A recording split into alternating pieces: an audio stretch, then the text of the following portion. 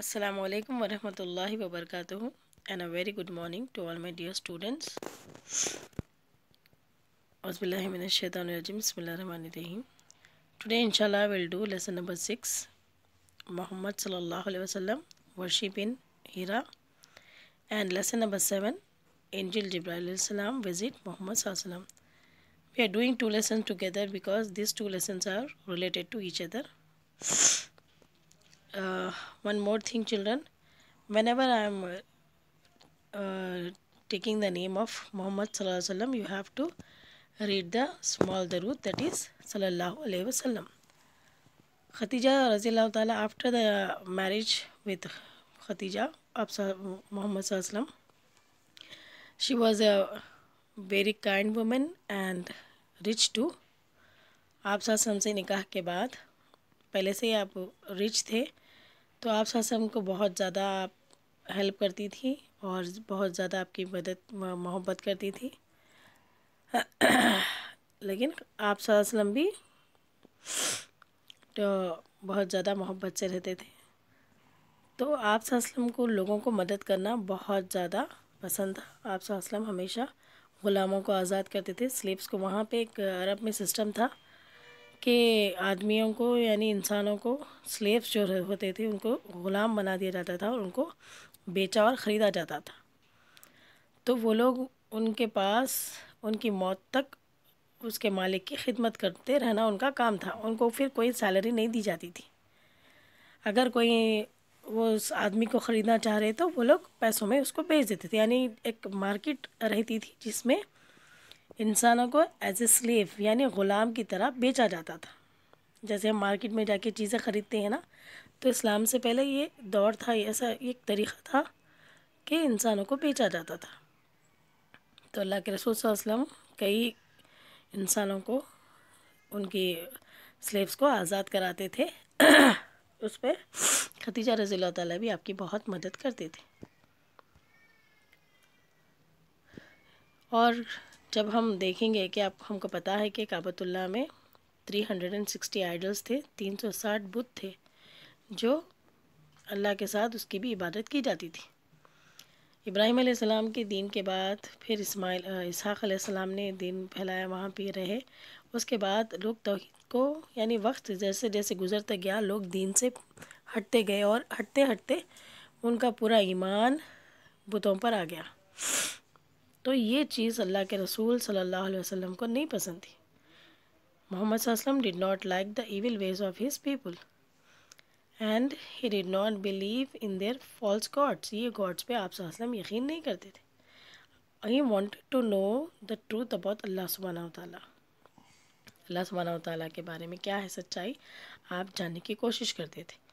आपको बहुत तकलीफ़ होती थी जब आप अपने लोगों को देखते थे बुराइयों में, गुनाहों में मुब्तला, शराब पीना, गलत काम करना, एक दूसरे का माल छीन लेना।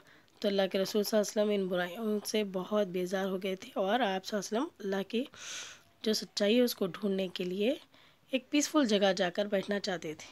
तो आप कहाँ पे जाकर बैठते थे? केव हीरा में। तो केव हीरा एक गारे हीरा है, यानी केव है। वहाँ पे आप सल्लल्लाहु अलैहि वसल्लम अक्सर जाकर बैठा करते थे। वो बहुत ही क्वाइट एंड पीसफुल जगह थी जहाँ पे आप सल्लल्लाहु अलैहि वसल्लम को सुकून मिलता था। आप सल्लल्लाहु अलैहि वसल्लम कई कई दिन वहीं पे बैठते थे और सोचते थे, गौर व फिक्र करते थे कि किस तरह से इनकी बुराइयों को दूर किया जाए। And he wanted to know the truth about अल्लाह सुब्हानहू व तआला एंड लाइफ। तो आप लोगों की मदद करना चाहते थे, लोगों को इन बुराइयों से निकालना चाहते थे।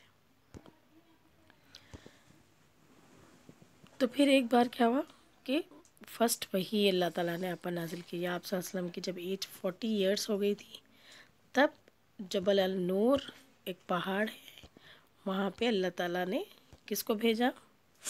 जिब्राईल अलैहिस्सलाम को भेजा। आप सल्लल्लाहु अलैहि वसल्लम कहाँ थे? केव हीरा में थे।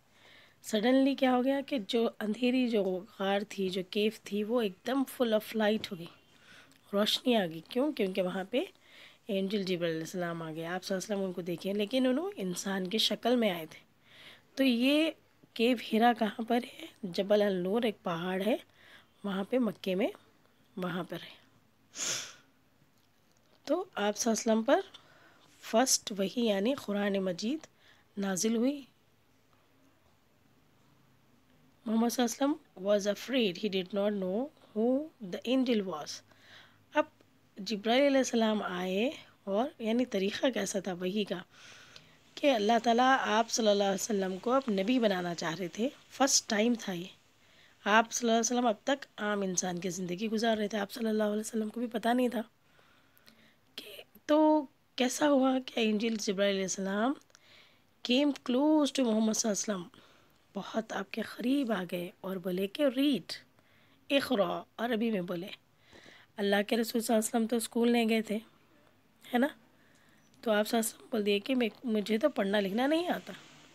ہی said I don't know how to read. یعنی آپ صلی اللہ علیہ وسلم ایک اچھے انداز میں ان کو جواب دیے. 3 بار جبرائیل علیہ السلام آپ سے پوچھتے کہ ریڈ، لیکن آپ 3 بار بھی یہی جواب دیتے کہ I don't know how to read, مجھے پڑھنا لکھنا نہیں آتا. اس کے بعد جبرائیل علیہ السلام آپ کو پریس کرتے بہت، یعنی آپ کو حق کرتے، دباتے، اور اس کے بعد آپ جبرائیل علیہ السلام پڑھنے لگتے، پھر اللہ کے رسول بھی ریپیٹ کرتے، پڑھنے لگتے. اقرأ بسم ربک الذی خلق خلق الانسان من علق اقرأ وربک الاکرم الذی علم بالقلم علم الانسان ما لم یعلم. یہ سورہ علق کی 5 آیتیں نازل ہوئی. Read in the name of your lord who created you from the clot of blood. یعنی پڑھو اپنے رب کے نام سے جس نے تم کو پیدا کیا، جس نے انسان کو پڑھنا سکھایا، اور انسان کو پیدا کیا خون کے لوتھڑے سے، اور جو کچھ وہ نہیں جانتا تھا اللہ تعالیٰ نے اس کو سکھایا قلم کے ذریعے.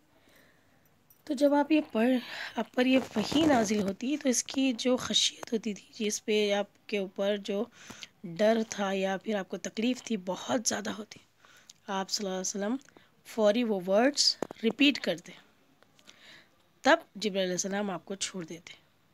تو آپ صلی اللہ علیہ وسلم بہت زیادہ ڈر جاتے اور آپ سوچنے لگتے کہ آخر یہ کیا تھا، یہ کون تھا، یہ who was the visitor، اور آپ حیران ہو جاتے.